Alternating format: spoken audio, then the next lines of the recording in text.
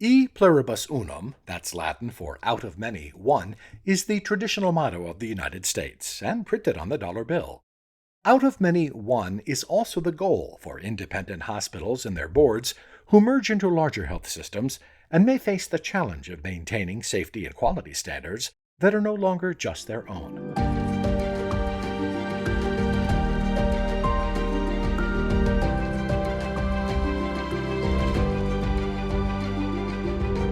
Welcome to Advancing Health, a podcast from the American Hospital Association.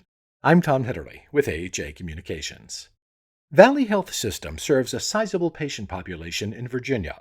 It was formerly 6 separate hospitals, all of which were governed independently by their boards.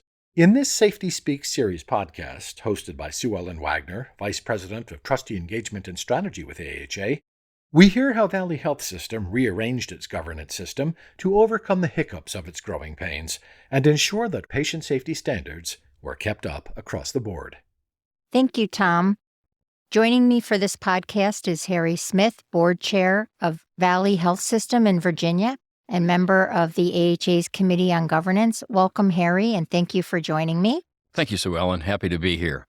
Great to have you. So can you tell us a high-level overview of your health system? Be happy to. Valley Health System, and I've been involved with it and its largest subsidiary, Winchester Medical Center, for 22 years. In 2 more years, I will retire. I will have termed out of Valley Health. And as a career banker, I have found healthcare to be, as a friend of mine had said one time, you're performing God's mission. And I don't know of any organization in the world that does what hospitals and healthcare systems do to care for our population. So when I first started this journey 20-some years ago, I was on the Winchester Medical Center board, which is about 83% of the economic engine, the patient base of our system. We had 5 other hospitals. We did have a system, Valley Health System. We serve 9 counties and a city in the northern part of Virginia, and some people will know it as the Panhandle of West Virginia. So in addition to Virginia laws, rules, and regulation, we also deal with West Virginia. So Valley Health System started back in the late 90s as starting to pull together a loose confederation of like-minded small hospitals to become a regional hospital. Over the years, 2 or 3 that we thought might come into that system actually sold to a for-profit system, and that was their decision. So we ended up with the Winchester Medical Center, which is level 2 trauma, 2 critical access hospitals, and then 3 rural hospitals. It's been fun looking at this growth of this eclectic system of several different types of delivery in 2 different states. We realized early on, though, that we were somewhat disconnected. Even though we had this holding company called Valley Health, we still had its board and 6 different hospital boards. And principally, they were responsible for their hospital, their operations. They had their own president. For the most part, they did some of their financial and some of their accounting, but a lot of that was at the system level. But they were really principally responsible for quality. As I became more involved and then was on the hospital board at Winchester Medical Center and the health system board, I started realizing how complex this was. It should be more efficient, and we should be able to provide even better quality for our community. And how could we do that? First is ask questions. One of the first questions I asked of our CEO was, how many quality meetings, how many board meetings do you go to in a month?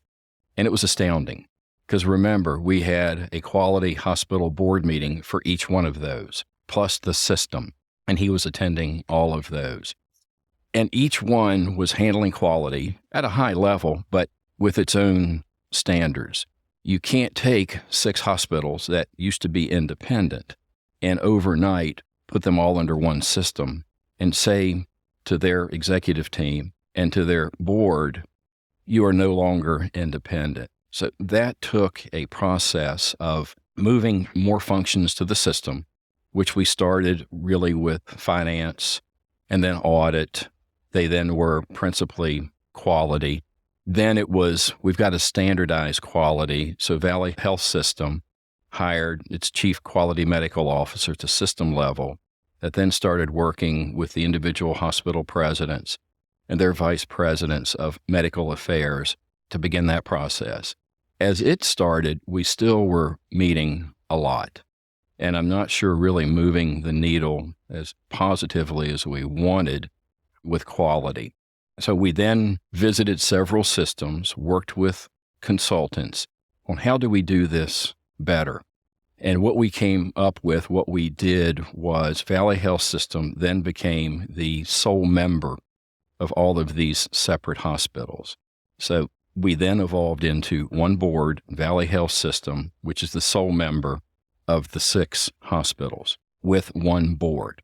So early, when they were independent hospitals, you had a lot of attention to quality because that's pretty much what they did. Now it's one big board, not in each community, even though there's some community representation. How is it going to handle quality in a community that might be 70 miles away? That brought through the standardization process.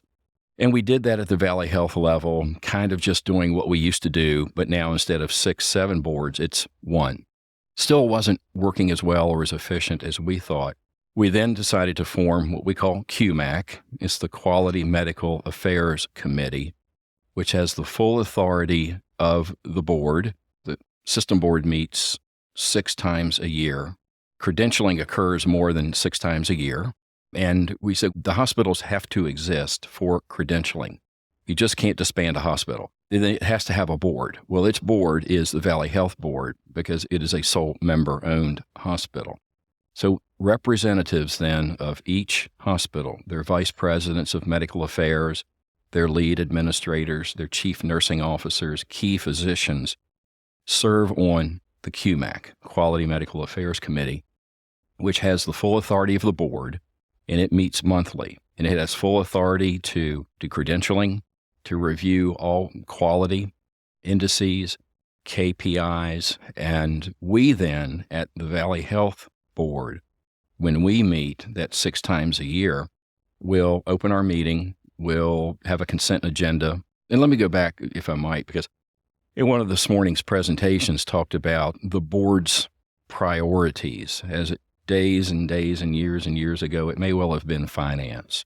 I think we all understand our number one priority is quality. And we have taken a lot of the normal duties and responsibilities, even the monthly financial report and the quarterly, and that's in a consent agenda now. So we don't have a long formal presentation on finance. So we save our time, and our time is saved really at reviewing quality, educating the board on quality, but also taking time to educate. Our last meeting, we talked a lot about artificial intelligence and its impact on systems and quality and physicians. And don't be afraid of it because it's just a tool. You still will have humans making those decisions. So I then, chair of the board, will go through the consent agenda of those items that used to take an hour or more. We then open the sole member meetings, and that's where the quality report flows up to our system. The chair of our quality committee and the chief medical officer for the system will make that presentation. And all of this information is in our board package, and we have what we call an SBAR. You'll see the report, but then if you want literally the other 200 pages to go with that report, you can pull that up. That committee is populated, as I mentioned, from all of our hospitals, our critical care, our clinical administrators, our physician's assistants, nurse practitioners, chief nursing officers. So it's very well represented. And that's where the deep dive occurs. That's where the sausage is made. We at the system level who aren't on that committee have to have a very high level of trust, which we do, and have given that committee, again, full authority to act on the board for our quality initiatives, including credentialing. So I know I'm rambling, but just to give you an idea of what this committee does and then how we review it. So our QMAC committee reviews credentials. Our staff executive committee, which some would call their medical executive committee, minutes and reviews that. Our performance improvement committee, harm scorecard, quality scores, patient experience scores. They'll have special reports. They'll hear from our VHMG, which is our Valley Health Medical Group. That's the employed physicians. We have our entity presidents there. We'll have information that comes, a level of recruiting, is Epic working as we would, Sentinel events, serious safety events. Again, this is for all 6 hospitals coming to one group. As I mentioned, credentialing. We have advanced practice providers involved in that. We hear a report from each department, cardiology, emergency medicine, family, etc. Review in depth the performance improvement committee, which again includes harm, patient experience, the annual quality plan, which they review first, recommend to the board. The board will review it, discuss it. At times we tweak it. That will become the annual plan of quality for our system. They look at falls, wrong site surgeries, lab issues, patient access, wound care. All of this happens on a monthly basis. You couldn't expect a board of 14 to 16 to really have that depth and level of knowledge to review every month. The thousands of hours that go into the details to come to that committee on a monthly basis, which typically meets for 2 to 2.5 hours. So they have figured out how to get this information, and what underlies that information is a tremendous amount of detail. Thank you for tuning in to this episode of Safety Speaks, the podcast series dedicated to patient safety, brought to you by the American Hospital Association. I'm Dr. Chris DiRienzo, the AHA's Chief Physician Executive and a champion of the AHA Patient Safety Initiative. AHA's Patient Safety Initiative is a collaborative, data-driven effort that lifts up the voices of individual hospitals and health systems into the national patient safety conversation. We strive to catalyze and connect healthcare professionals like you across America in your efforts to innovate and improve, and to bolster public trust in hospitals and health systems by helping you share your successes.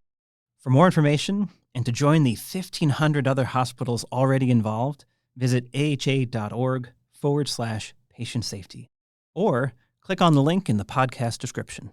Stay tuned to hear more about the incredible work of members of the AHA's Patient Safety Initiative. Remember, together, we can make healthcare safer for everyone. So that QMAC is a way to keep quality at that local community hospital level and then weave it right up to the top to the system. Absolutely. I'm not sure if I'll say it's our challenge, but our opportunity now. And this has been a 10-year endeavor, but QMAC really in the last 4 years has come of its own to where the data, the conversation, the presentation, that's all very, very good. We still have some pockets, though, where we could have better standardization of delivery, of quality throughout our various entities, including our employed physicians.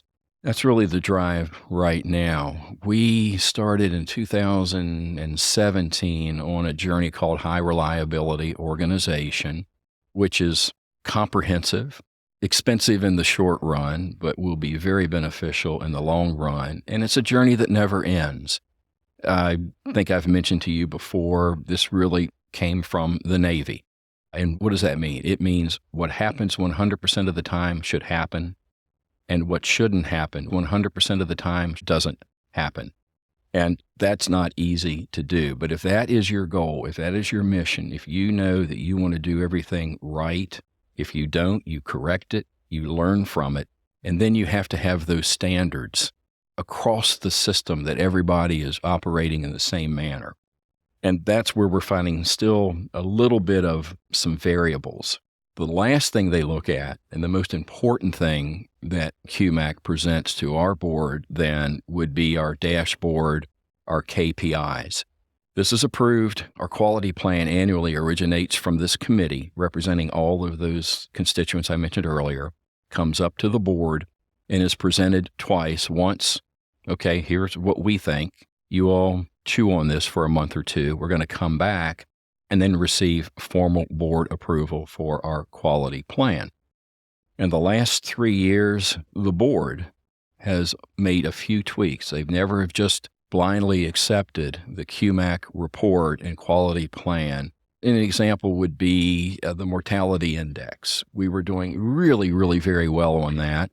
Because we were doing so well, QMAC folks and executive management recommended, because the hurdle was already pretty high, that we should continue that for the next year.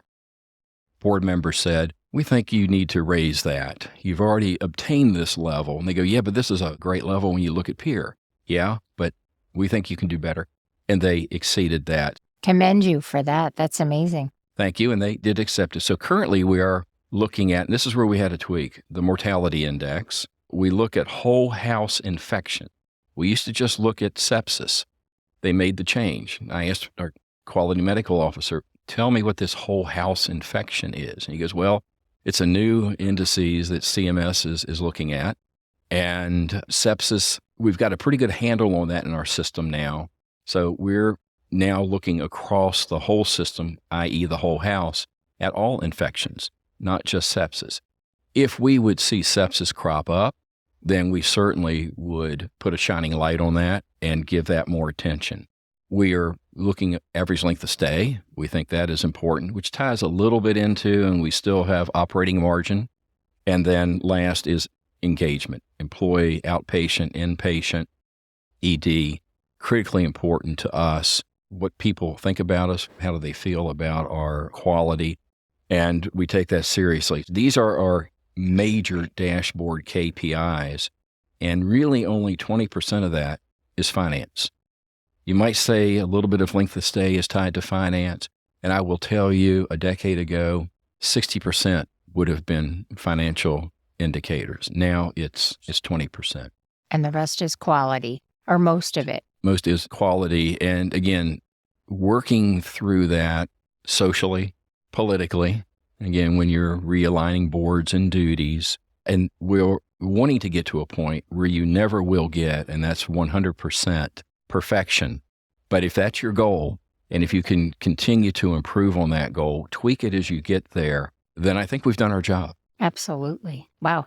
So you've really described a great case example for other systems to follow and other hospitals. You're still keeping that quality local, but you're reducing the number of meetings that boards have to go to, and that system is still seeing what's going on across all of your 6 hospitals. That's great. We are. We have independent trustees. The chair of QMAC has to be a trustee. Now, we're lucky. This happens to be a physician, so that's great. We have a trustee who is a nurse, actually dean of a nursing school who had been a practicing nurse. She is on that. So we have independent nursing validation. We then have several independent trustees who do not have a medical background.